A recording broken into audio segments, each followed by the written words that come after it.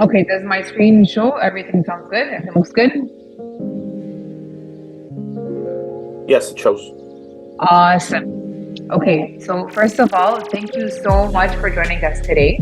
I'm Hedia Rafari, and I run the darkroom in Kuwait. It's called VO.Darkroom, and it's the largest in the Middle East. And honestly, I've just made this series of webinars just so I can reach out and talk to different dark rooms just around like the region, in Egypt and whatnot.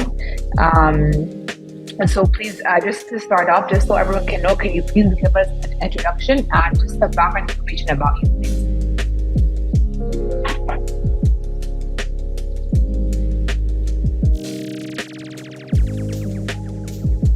Oh. Was that choppy? Hello? It was a bit choppy before. Oh, sorry. Yeah, I was just basically saying that if you could just please give us an introduction and just some background about you, just so that everyone can know. Oh, okay. Well, my name is Tareq Mourad. I am the founder and director of Beirut Printmaking Studio. And our studio in Beirut is dedicated to the printed image, so it goes beyond photography. We also practice intaglio printmaking. That's when you work on a copper plate by etching the copper plate and you print from that. Lithography, where you work on a stone and you print from a stone. A relief, where you work on lino mats or wood blocks. And in the darkroom, we do traditional photography in color, black and white, slide, alternative techniques like cyanotype, salt prints, gum oils, gum dichromates, the platinum palladium. We cover most of the techniques. And our studio is more than a studio, it's a community. We have a few programs that we hope that other studios around the Middle East adopt. And they're all very, very sustainable. So we have one program that's a scholarship program that's directed at university kids. Yes. And they come and they stay with us for a full year, learning the technique. And after a year, they have an exhibition, and whatever sells from the exhibition is what's going to be used to cover the following year's program. Wow. We have a very similar program for artists. It's a residency program, and it works the same way. The artists stay with us for a full year, working on printmaking techniques, and they do their exhibition, and whatever is sold will also sponsor the following year's residency program. And we have a masterclass program where we bring someone who has reached the top of technique in any medium they're working in regarding or related to printmaking. So we bring them for a 3-week course where they will teach our community that specific technique. Our last masterclass was with a photographer called Jan Schlegel. He's a German photographer who specializes in platinum palladium and in large and ultra large format photography. So we had the masterclass with him. Yeah, it was really, really nice. And these programs are very sustainable and they can be adopted by all studios around our area. I have a question. One big family. Go ahead. Was your undergraduate in arts at all? Because I'm noticing that a lot of us, like our undergraduate degrees weren't in photography or art or design. A lot of people were like, "Oh, I was actually an engineer," and then it transferred into like opening up a dark room. I never studied photography at all. Self-taught from. I started photographing very, very early. I was very, very young. And I've been in the darkroom for most of my life. That's amazing. I studied graphic design, but I never worked in the field, or I worked very briefly in the field. As soon as I graduated, I opened a studio for food photography. I was commercial photography, photographing only food. This was a beautiful, beautiful moment for photography. We had a lot of technology. We were all of my colleagues were all photographing in large formats, and everything was done on slide film. And then one day someone invented a digital camera, and I said, okay, that's it. Yeah. Wow. Okay, that's awesome. And then I went back into arts. That's amazing. Me too, my background. So in university, I studied graphic design, but I still do it. Like with the darkroom, I still do it, but my background is exactly that too. We're going to just proceed into our first question. How did you manage to start up the darkroom? Well, back I lived I was born and raised and lived most of my life in Brazil. And when I closed my photography studio, everything I had in darkroom, I sold off my cameras, my enlargers, one of my jobos. No one would buy it. I just took it to the nearest dumpster and threw it away. And we had the studio running already in Beirut. It had been about 5 or 6 years I hadn't taken one photograph. Wow. And I had this urge to go back into photography. Yeah. So I purchased some high-end digital photography camera. And, I relearned how to photograph digitally. And for 6 months, I traveled around Lebanon taking beautiful postcards. And after 6 months, I realized I had wasted $10,000 in 6 months of my life. That was not for me. Yeah. So I started searching for photographers in Lebanon that still had some equipment tucked away in a storeroom that they would be willing to sell. And that's how we bought our first enlarger, and then the second, and then the third, and then the Jobos and the RA4 processor. And gradually we started purchasing more equipment according to the needs of our community. I have a question. What is a Jobo? Because I don't know what a Jobo is, to be honest. Are you seeing my camera? Yeah. And I see the larger behind you. You are? Yeah. Okay. I'm not seeing myself. I don't know if you can see this. Oh. Okay, so this is a rotary processor. Yes. You load the films. I really don't. Is there any way I can see my camera? I'm not very good with all of this technology. Yes, you can. Maybe if you view options. Wait, let me show. Can you see yourself now? No. Well, it's okay. As long as you guys are seeing, it's okay. We have these tanks. I don't know if you can see these tanks. Yes, and these reels. So there are reels for different formats: 4x5, 8x10, 35. And we load the film in the tanks. And the tank is coupled to this machine. Okay. And the processing happens with constant agitation. The advantage of using a Jobo was that you have to fill the tank completely. So we can develop 5 films with about 650 milliliters of chemistry. If we were to develop by inversion, we would have to use about 2.5 liters. Yeah.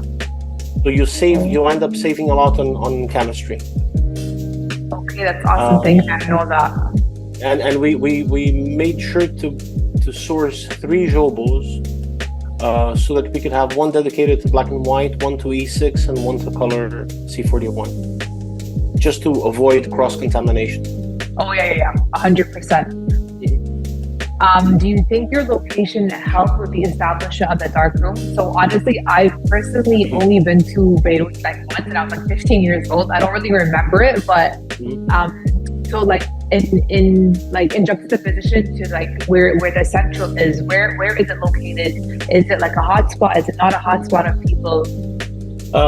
Well, we are in an area that's a hotspot for art galleries, for exhibition centers, cafes, restaurants, bars. I wouldn't say nightclubs, but all the way up to bars. So it's a very busy area during the day and at night. Did that happen? I don't. Did it help? Well, yes, I'm sure it did help. Yeah. Was it a make it or break it? I don't think so, because if someone wants to learn a technique, they will go walking to Baghdad. The place. There is no. For someone who wants to learn, they will go anywhere to learn it. It did. The location is a good location. We are in a very, very good spot. We have a nice garden outside. We hold our lectures outside in the garden. Wow. our darkroom is not very big physically. Yeah. I always compare our darkroom to a galley inside an airplane. You look at the galley, it's a very tiny space, but when the push comes to shove, the flight attendants are serving 300 meals out of that. And this is kind of how we deal here. It's multi-purpose in all of the techniques we work. And as long as everyone is following the rules, and there's no cross-contamination and everything is being kept clean, it's not an issue.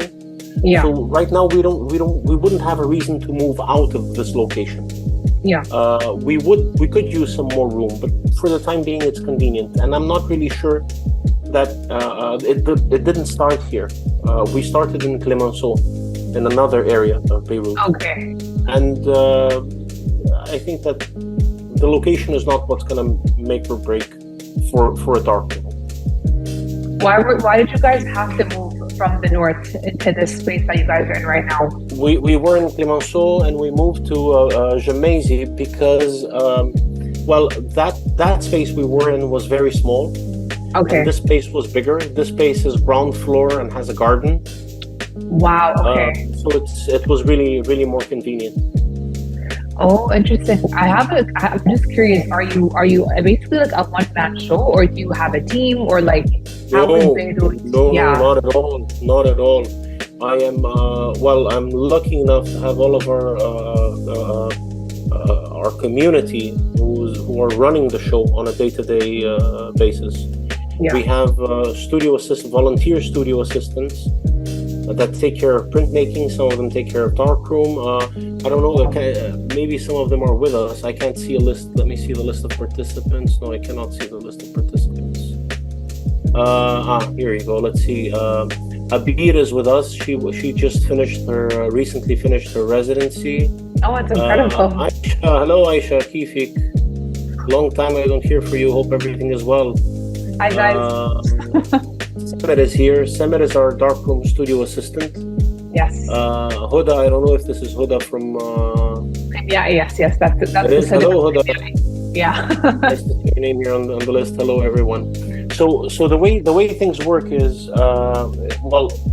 first of all, the studio is not a business. Yeah. The studio is not an NGO. The studio is not I don't know, a community center. No, we are a bunch of like-minded people who like what we do. Yeah. No one in our studio has a salary. I'm the director of the studio and I don't have a salary. Everyone who works here works on a volunteer basis. And our studio assistants are people who finished their residency or their scholarship and chose to continue with us by being a studio assistant and teaching the next generation of printmakers, photographers, and so on. Wow. Okay. We have a big group of people. I'm not going to name them all because I would forget. I'm afraid of forgetting some things. It might get sensitive. But it's thanks to all of them that this studio is still standing. So I have a question. Do you guys provide service-based stuff, or is it mainly just like workshops and stuff like that? We provide services. Yeah, like what I mean by that, like not of course you guys do workshops. What I mean, for example, like with the film developing and stuff, is there like a Dropbox that you guys do? Because no, we stopped developing films because there are mini labs that are capable of developing films, and if we're going to develop films the way we develop, it becomes very expensive for whoever is bringing the films, and maybe that's not what they want. We do make prints both in printmaking and in Talio and in the darkroom. We do make prints for other photographers and other artists who want to have their material ready for an exhibition, but we're not a place for service. We're a place for you to come and do your own work. I might sound a bit harsh with what I'm gonna say, but a photographer who's not developing his own photographs will never have the power in the material as a photographer that will. Because 50% of photography happens in the darkroom. If you're not willing to learn the technique and to do your own photographs, you better credit whoever is, because they're doing half of the work. Half of the photograph belongs to them. To the print.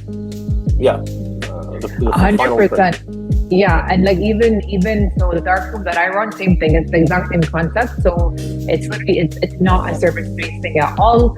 It's completely manual, like inversion, pattern, syntax, like A to Z, like, and that's literally the exact same like vision and mission that basically you guys have. It's literally it's a place where you come, and it's an open door policy that you come, you bring your friends, you bring your family. When I give the workshop, you're more than welcome to come and just like see the space. But yeah, that is like a big point to it all. It's like getting people to manually learn the art form of printing. So it aligns with the same vision that we have too, honestly, because if you're not learning it, then what's the fun in it? Like I know that these labs are available, but you want to like feel it, you know, physically, how things are made, you know, in the darkroom. And the other thing is, I have this thing that I joke with the kids here, that here in this area in Jamaica, you have a lot of iMac hipsters. Yeah. And these are the people sitting at Starbucks writing haikus on their brand new iMacs. And they have dangling a Canon AE1 with Portra 800. Yes. That is so funny. With all due respect, this is not what we're looking for. This is a fad. This is something that's fashionable now. We're not here for fashion. We're here for people that want to do serious work and do their own work and learn and develop their own projects. Yeah. Honestly, like, snaps to that. I agree. Couldn't agree more. Did your vision of the darkroom change over time? I think maybe you touched up on this, but did your vision change over time? Like, you know how you said it's on an NGO, you guys don't have a salary. Like, sometimes when push comes to shove, do you want to change the vision? Are you okay with it? Do you not care about it? What are your thoughts about that? I wouldn't say that our vision changed. I would say that what we offer changed. So, you know, there are more techniques in photography than there are stars in the sky. So when someone says, "Oh, I want to do Van Dyke prints," I cannot say, "Oh, we don't do Van Dyke prints." I have to make it accessible so that they can come and do Van Dyke prints. Oh, I want to develop E6. We cannot say, "Oh, I'm sorry, we don't have E6." I can't live with, "Oh, I can't do it." We can do everything here. And we can do every technique. And if there's a technique that we're not doing right now and you want to do it, we will find a way of you doing it with the limited resources we have. It's tricky. I always say this to photographers. If I give them a Hasselblad, it's not going to make them a better or worse photographer. It's going to change the way they photograph. Whereas if I give them a Campbell 4x5, that's also not going to make them a better or worse photographer. It's just going to change the way they photograph. If I give you a golden pen, you're not going to write me a bestseller. You can write me a bestseller with a big pen.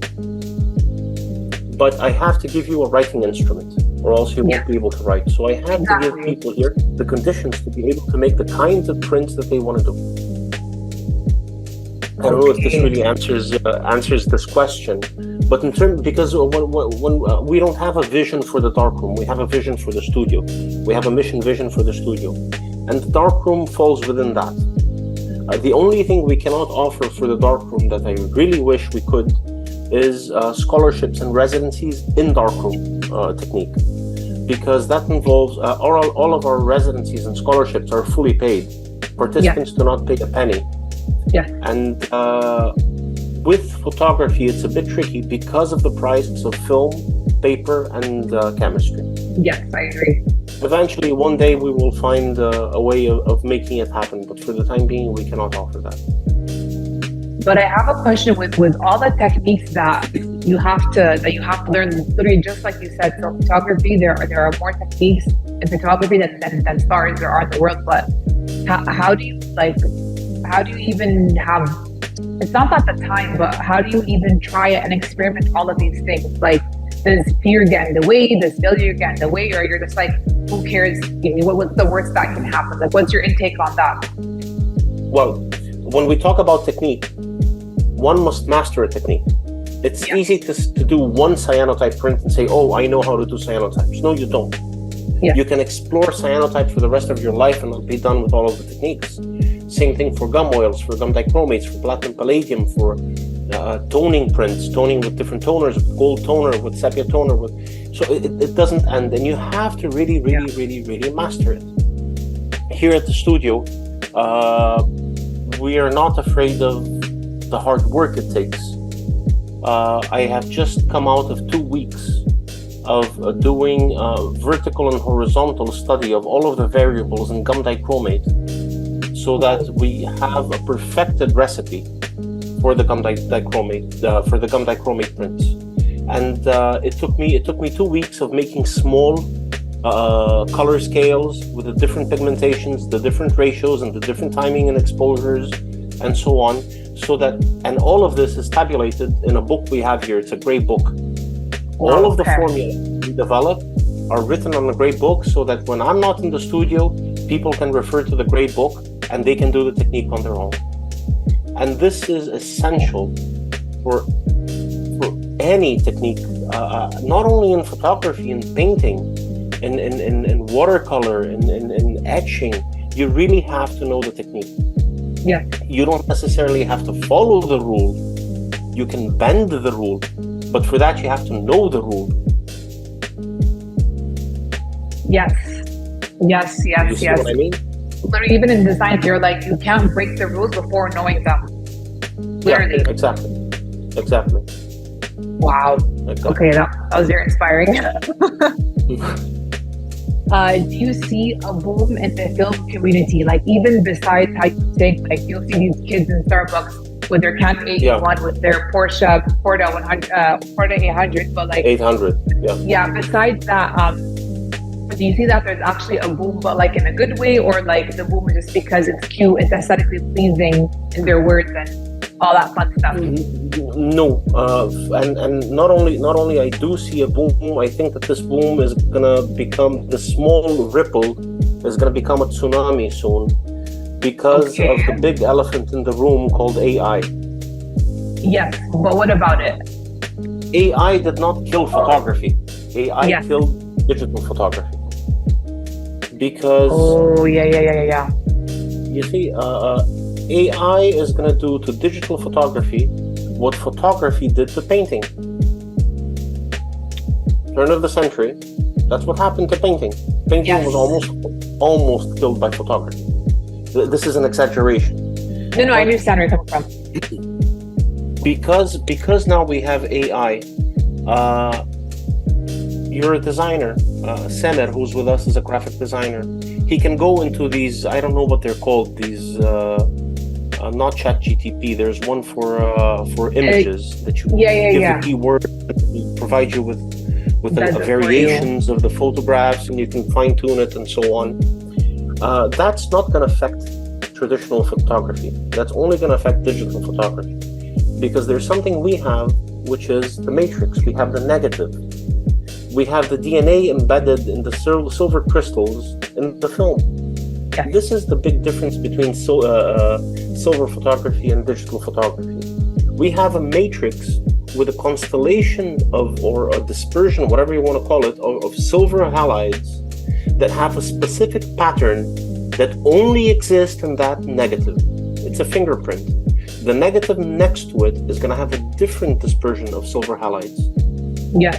So when I make a print from a negative and I make an addition of 10 photographs, they are really an addition. They all came from the same negative.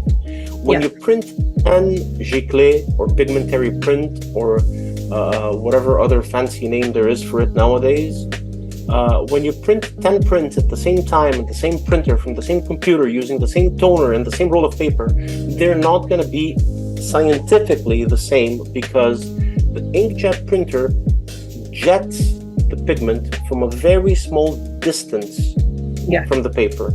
So that dispersion of pigment is not identical on the 10 prints. There is no DNA. Oh, but the metadata is the DNA. I live in a physical world, I'm sorry. Yeah. It's even funner, tactile, manually, like, we can't even argue about that.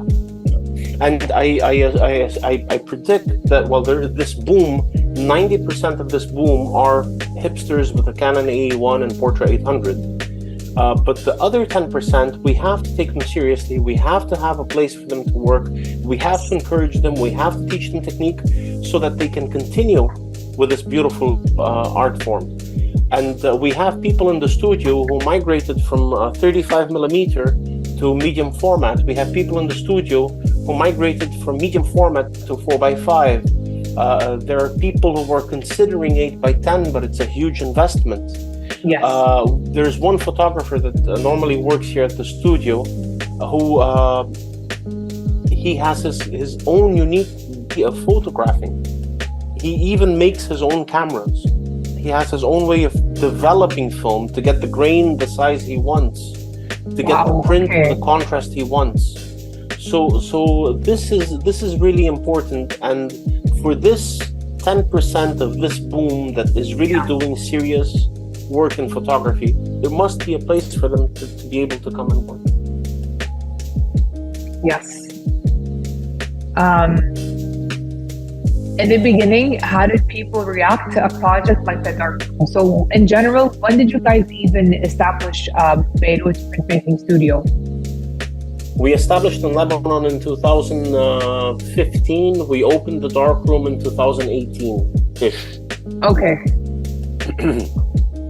And then how did people react to both, to the studio and then to the Darkroom in general?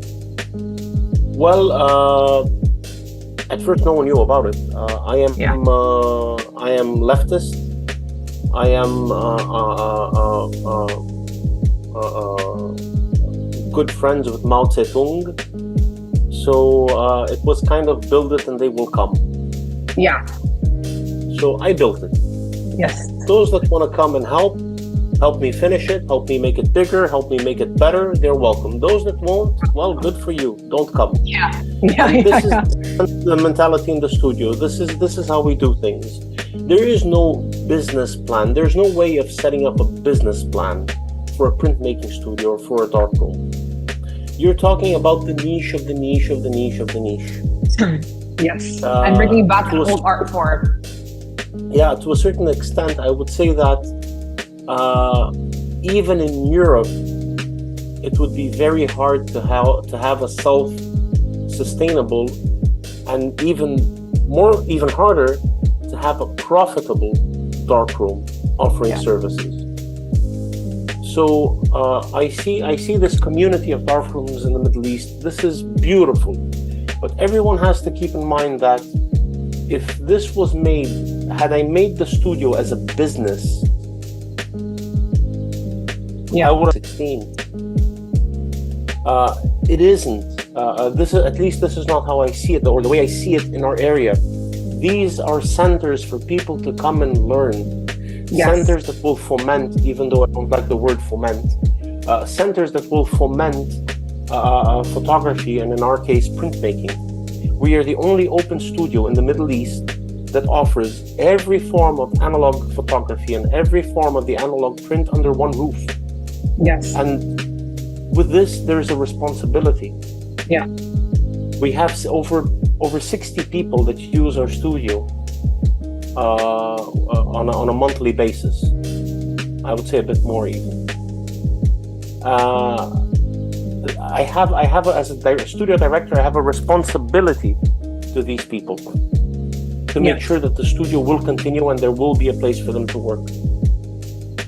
So when we first opened, one person signed up for a course. At first it was a workshop. It was a 4-day workshop. Yes. And they would take the workshop and they would make their prints, and then they'd come back with a whole lot of questions. Why don't my photographs look like the photographs of Ansel Adams? Yeah. Well, Ansel Adams was a master. Yeah. You're not a master yet. If you think you're a master after 4 days in the darkroom, exactly. My God. So this 4-day workshop became a 3-credit equivalent course. Oh, we have wow. all of our syllabi in our. We don't offer workshops anymore. Our workshops are extensions of our courses, so you can only take the workshops after you take the courses. They're prerequisite. We don't do that because we want the money. The money barely pays for our bills here. We do it because we want to make sure that people are learning the technique, are learning how to use the darkroom, because if they break one knob in this enlarger behind me, this enlarger is almost as old as me. There are no more replacement parts. Yes. So people have to treat it with respect.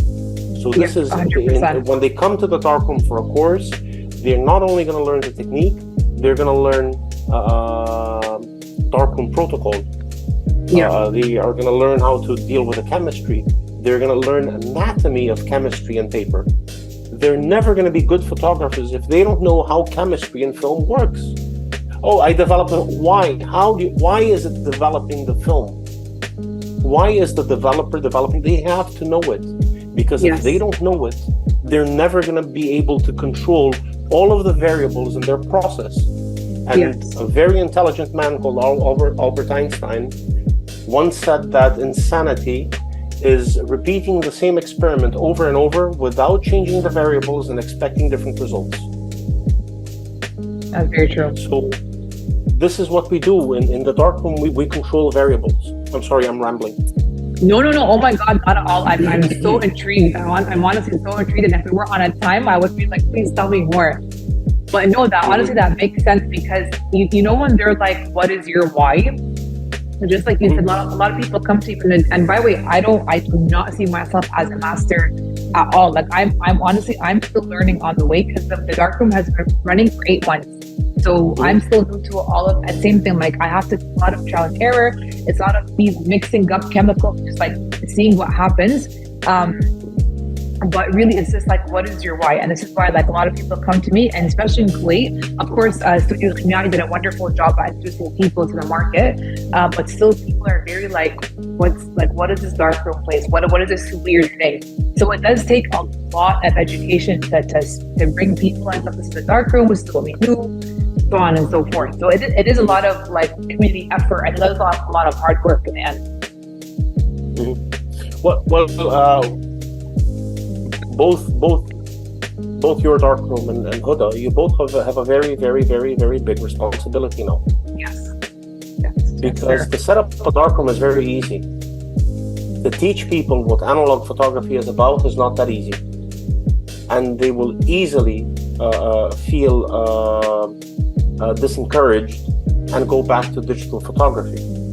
So there is a big responsibility, and you both have a big job ahead of you. Yes, I agree. Very, very, very, very gratifying. Yeah, honestly, it really is. I guess it's hard work, but actually because it's fun and you're teaching people, and just seeing their face react to their first print is so worth it. It's like, it just, you know. Photography is one of the few things in life that still has the prestige. The prestige in a magic trick is when the magician shows you the hat, he shows you the bunny, he puts the bunny in the hat, and what is he going to pull out of the hat? Not a bunny, but a rose. Yes. That's the prestige. Oh, like, wow. Yeah. I agree. And in all of the art forms today, photography, analog photography, and printmaking are the only mediums that still have the prestige. When you look at your print for the first time, when you see the image popping into existence inside the developer, that's absolutely breathtaking. And even after 30 some years, I still get the same feeling, the same high every time. Yes, I agree. So the next question, we basically answered this. We all know the answer, but was the purpose of the darkroom a business, or? But if you don't mind me asking, if you're the director and you guys don't get salaries and whatnot, but then how do you guys make ends meet? By how? By sponsorships, by afaq, by how do you guys make ends meet? No, we have. First of all, there's something that I say every time, and some other institutions want to kill me for saying it, but it's not ethical. It's not right to use fund money for rent and salaries. Fund money, you use it ethically, and you use it only for self-sustainable programs. So AFAC money, Yes. with a grant we received from AFAC, we purchased some of the equipments you see here. This is the R84 processor. You see this big fax machine? Yeah, that's huge. You expose the color paper on the enlarger, you pop it into the machine, it develops, fixes, washes, and dries. Whoa, and comes out dry on the other side. Yes. So we got this machine, we got one of the Jobos and one of the enlargers. Wow. And this is equipment that's going to continue to bring us resources. Yeah. With AFAC money, we seeded the residency program. The start of the residency program was with AFAC money, and then it became sustainable. So, what our studio assistants and myself get from this is that we have an awesome space that we can come and work as much as we want. Yes. And it's here. It's ready for us. It's payment in kind. I hope that someday we will be able to make the studio so sustainable that everyone gets some meat in the sandwich, if you know what I mean. Yes. Yes. Right now we're not in that. Right now we make meets end by selling courses. Yes. So people that come to take a course, they pay, and this money is for rent, for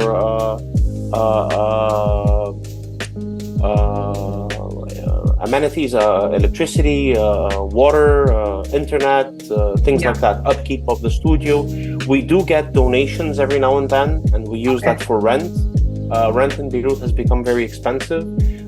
We sell prints, we sell t-shirts. All of that goes to sustain the studio. Okay. But otherwise, we do get grants. Right now we have a grant. We haven't announced it yet. It's the same way we have the residency and the scholarship. We're going to be teaching high school kids from public schools. And this was a grant by UNESCO and the Beirut initiative.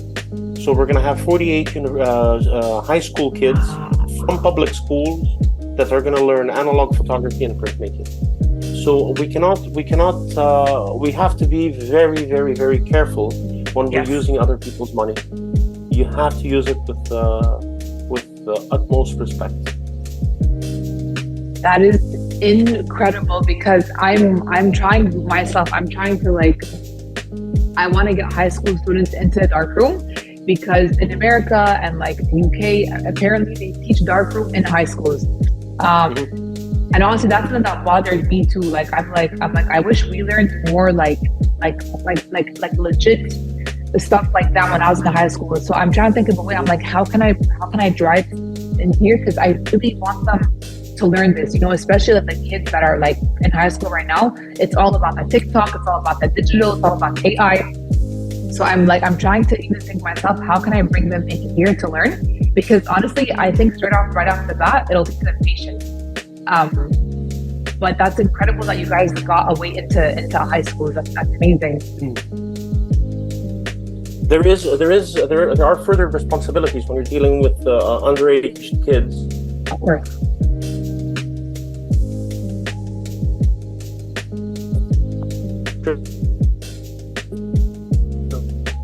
Will be taken care of by the hospital nearby. You have to make and make their way safely. So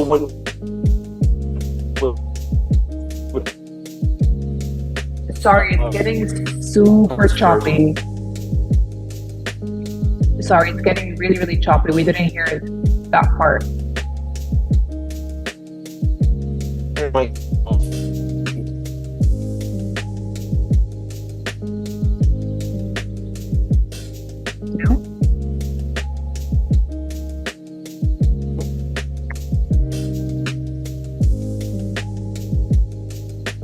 Hello?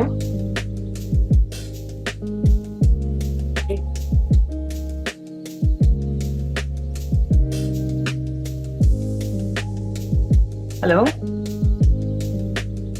Oh, you guys, just a minute. You're gonna come back into the link.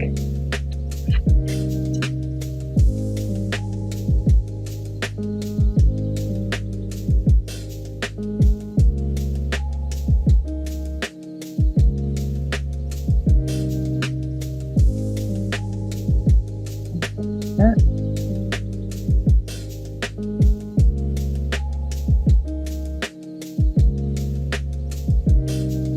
can you Yes, guys hello. hear me now? Yes, I can hear you. Okay. And I can see I'm you. sorry. Yes. So No I'm worries. sorry. Internet in Lebanon is quite unstable. Not at all. No worries. So what I was suggesting is that you start with university students, adults, so that you have less responsibilities. So that you, when starting with high school kids is going to be a bit tougher. Yes.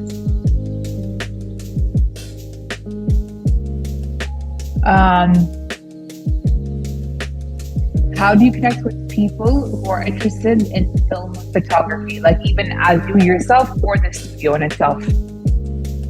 Oh, it's quite easy. I take a canister of film, I tie a string around it, and I tie it to the bumper of my car. And as I drive around town and make it to the studio, they all come running after me. Oh my God. I'm like, is that true or is that not? No, obviously Toy Story. No, what we do is in the very, very beginning of the studio, we used to do some sponsored ads. Yes. That was when Instagram still worked for sponsored ads and you'd be able to target the right people. Nowadays, we don't. Are you still with me? Yes. Sorry, just lagged for a You bit. still hear me, right? Yeah, because the internet is lagging a bit. Nowadays, we just it's mostly word of mouth. We do joint ventures, joint initiatives with other institutions here in Lebanon. So we did a project with the Arab Image Foundation that involved both darkroom printing and etching, and this became an exhibition at MENA Image Center here in Beirut and in the John Moores University in Liverpool. Yeah. And this slowly and gradually people hear about us and they come and they want to learn more. Out of I would say out of 10 people that take a course, I would say about half of them continue in photography. Half of them notice that no, this is not for me, it's not what I was expecting. There's a lot of people who take a darkroom course because they think it's one thing. They think that they're going to be Ansel Adams in a week. And it's not like that, and they become a bit disappointed and they give up maybe too soon. Some people are only taking it for the curiosity of whatever happens in the darkroom and so on. I think, how important is it to connect with regional film communities? I think it's very, very, very important. I always say that our institution we have our hands out to any other institution that wants to take our hand and do a project together. As long as the project is of high molecular weight and is beneficial to both, not institutions, but to both communities, I think it's valid. Because the moment it's valid for the community, it's valid for the institution. But sometimes you see projects out here that are only benefiting the institutions and not the community at all. And that doesn't really fly.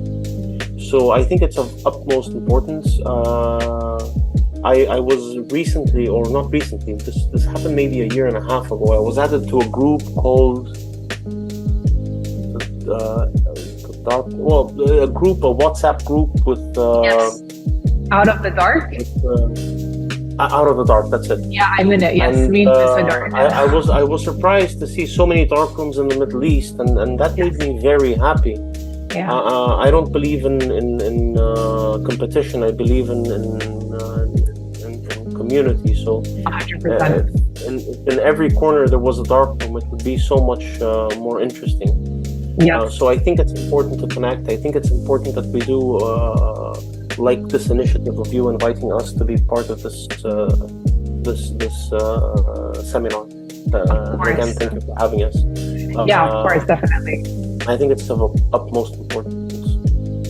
Honestly, even like, for example, a country like Kuwait, where it's super, super tiny. So I personally, like, I live a lot on collaborations, because Mhm. especially with Kuwait, like you said, it's a very, very, very niche. I don't want to say market, but very specific people that would want to come in, and besides the hipsters and whatever, that would want to come in and see it. But in order for us to bring them in, we like it's a lot of you have to just footfall, just so people understand. So honestly, it's number one at Races, it's a lot about collaboration and just bringing people in just to see the space physically, you know? Yeah, I understand, and that's not easy because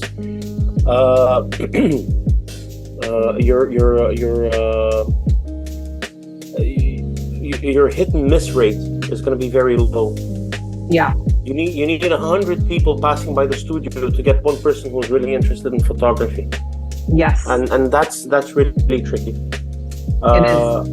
I think we were lucky that Lebanon is a very small country. This is not a country, this is a village. And the moment we started the darkroom activities here, by word of mouth and Instagram and social media, people started coming to a point that we had to. Originally we were developing films for the community, but we're not a mini lab. We're doing everything by hand. This is archival developing. This is museum grade development and printing. And most of the time I was doing it, and I was doing it so that the studio would have a little extra cash at the end of the month. Yeah. At one point I said, you know what, it's just not worth doing this and spending chemistry that is very hard to get with people who are never going to take exhibit these photographs, show these photographs, sell these photographs. So we just prefer to keep the materials we have for the use of our community. Yeah. We have chemistry. I guarantee that we have. I always have to make sure that we have enough chemistry for us to develop films, and not stop the work here. Oh, sorry. What difficulties did you face when sourcing materials? Well, when we started, we still had the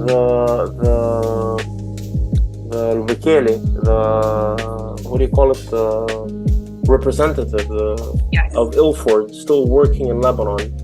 So he only had the very basic stuff. So he had one size of paper, a couple of different films in 2 different sizes, and a few other accessories. But he placed an order every 6 months, so I could place an order of what I wanted, and he'll get it for me. So sheet film, paper, fiber-based paper in different sizes, different materials and so on, different chemicals, toners and things like that. And at one point he stopped. So when he stopped, because Lebanon went through a very, very, very, very problematic few years, and he chose to just go out of business. And at that point we imported a lot of, about a pallet of film, chemistry, paper and so on, so that our courses wouldn't stop. But nowadays we make our own chemistry. So we make our own. We're not. It's hard, for example, for something like platinum palladium. Yes. Because the base chemicals are very expensive in Lebanon, so it's cheaper to bring it from abroad. But for regular film development, fixer, paper developer, this we can manage here. Color is trickier because I don't believe in powder color development. It might give you a good result today, but your negatives are not going to age well. So even though in the market you can find some powder C41 developers or processing kits, I don't use them because I know for a fact that they will not age well. And other chemicals like E6, in order to import it, you need special cases, special transportation, surcharges. Last time we imported E6, we paid, I think, $750 for 2 small boxes. Oh my God. Two 5-liter kits. But it's still worth it. We still use it and we can get our films developed. So it's all fine. It's all good. Paper, each one gets their own paper. So whenever people are traveling, we ask them to bring us some paper. people are normally very solidary. But, Yeah.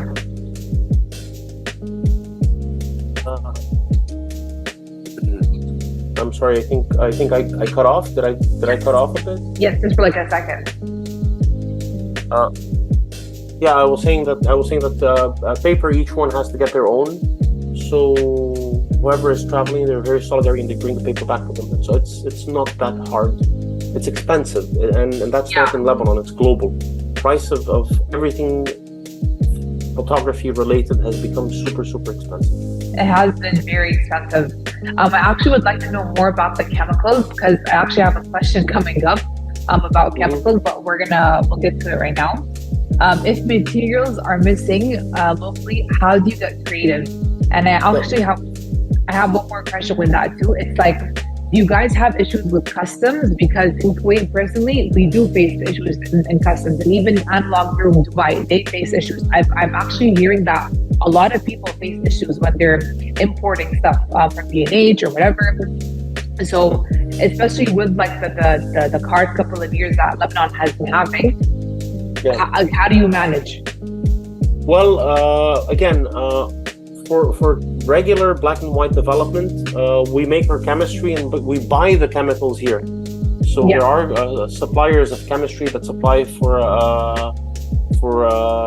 different labs that test water, labs that the university labs and things like that. So we can buy the chemistry from them, and we do the mixing here. We prepare it as we need it. The only difference is that while a bottle of Ilford Developer will last, I don't know, maybe a couple of months in the fridge, we mix only what we're using in the week. It can survive for a month, but we prefer to have it fresh every time. Yeah. Okay. But you know what's we can even do warm tone developer, but I don't like warm tone. No one in the studio is using warm tone developer. Yeah. So we just stick to regular hydroquinone developer. What? Hydroquinone. Oh, okay. I think I have, yes. So this is the end of the conversation, but I want to see if anyone has questions for us. I'm just going to put them in the question box. So, and if anyone wants to just like if you guys want to unmute yourself and ask that question yourself, it's fine, as long as it's one by one. Please ask your questions here in the box. If anyone has any questions, comments, please feel free.